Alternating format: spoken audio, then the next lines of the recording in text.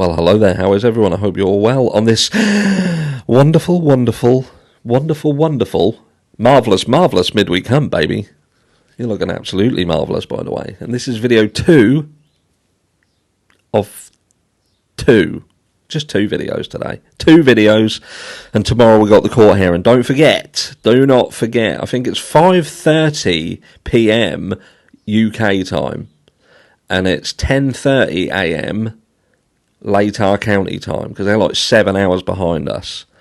So again, I will be covering it, but I won't be covering it live. I'm going to record it, trim it down, offer it to you, and then I am going to do a video afterwards to run it down, run it up the flagpole as a shorter version, for those of you who don't have the time to do it. Okay? But anyway, we're talking about the DoorDash driver here. Yesterday, Jay Ombre had reached out to me with respect of the DoorDash driver. I'll tell you what, the more I see some of the commenters, right, this is, so he put out, I don't even know, but these are people who could appear in a jury near you, right? Check this out. So, the DoorDash driver was harsh. I mean, it's obvious. Nancy Grace did an interview with someone who knew the DoorDash driver.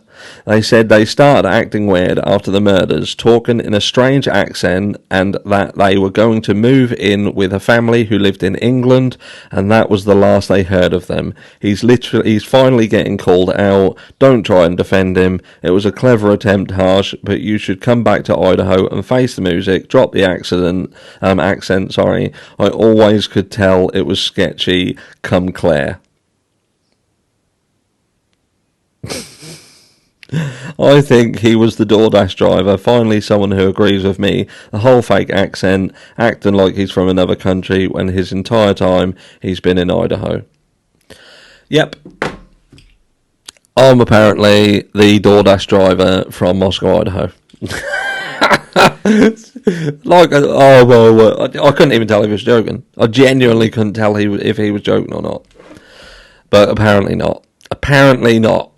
But anyway, now that revelation has been got over, and you now know that I am indeed the DoorDash driver from Moscow, Idaho. We need to talk about the real Moscow, Idaho DoorDash driver dilemma, and that is this. We've never, right, heard the name of the DoorDash driver. We never have. It's never been brought forward. We even know the name of the private hire, the private driver who gave them a lift. Is it? I can't remember off the top of my head. Gower or something like that. Anyway, that's by the by. But we know that name. We know the other players around here. We know all of the people on the peripheral. We know the Showalters and, the Decure. We know a lot of them. We know Ashland Couch and people like this. We know a load of the names. The only name that is absolutely the most pertinent name is the DoorDash driver. Now, we've heard different stories. We've heard it might be a man. I think it was JLR who, a while back, had gone into the store, and I don't know whether they had said that was a female, but there was never a name. We got no name. But we know that there's apparently going to be some secret witnesses or secret witness come forward. Now, it's been, Jay Ombre yesterday had said that kind of brings the DoorDash driver still in play. On the grander scheme of things, they're in play. Now, I don't think the DoorDash driver did anything. You could argue that if Bryan Kohberger is indeed innocent of this crime, then the DoorDash driver is almost like the go-to. But I think there's too many elements around the DoorDash driver that would be able to get them off this crime, if that makes sense, to clear them. They would have been able to have a data trail on how the DoorDash driver got the delivery sent to them, and if that went through normal channels, then unless that was just some random that they got the DoorDash delivery and they just happened to have a knife of some description on them and went fucking crazy when they got there and got back in the car. Do you know what I mean? There's a lot. Mind you, did they check the DoorDash driver's car? Did they do a forensic test on it? Did they check it for... Who knows? Who knows? But that DoorDash driver would have also had a GPS system on them. They'd have had a phone with the app.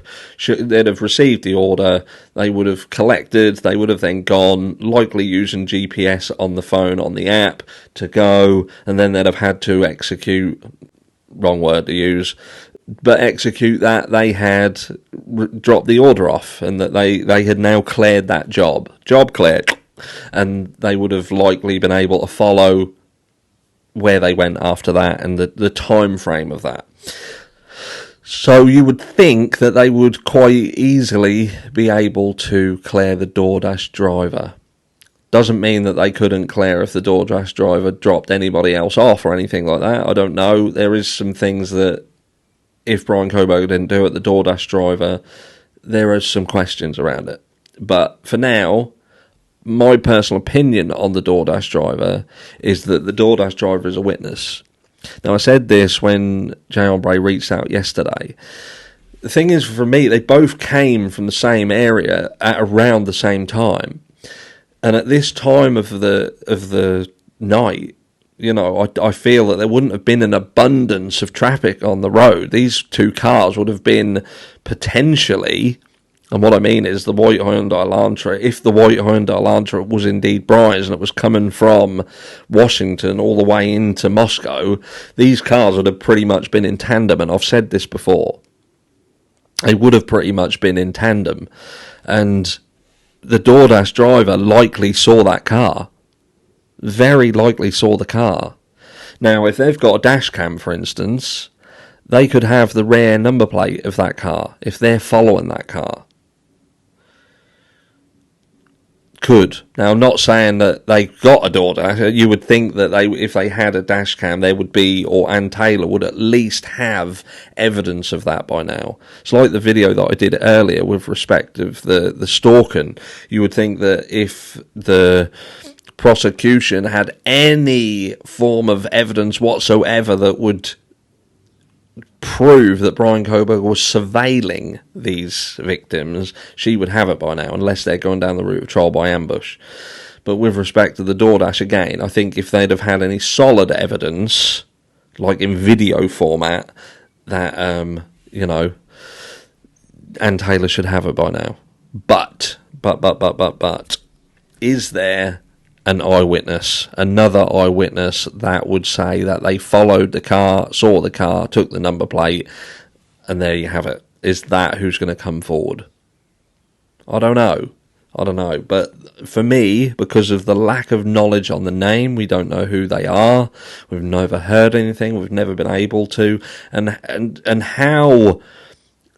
You would think they would, because they wouldn't be under a gaggle or anything like that. They would literally be able to come forward. That would be a huge interview. A huge interview to literally interview the person who attended this house at pretty much the exact same time as the person who did the crime. If we're going with the Bryan Kohberger narrative and the time narrative that we have, it would be a mad interview.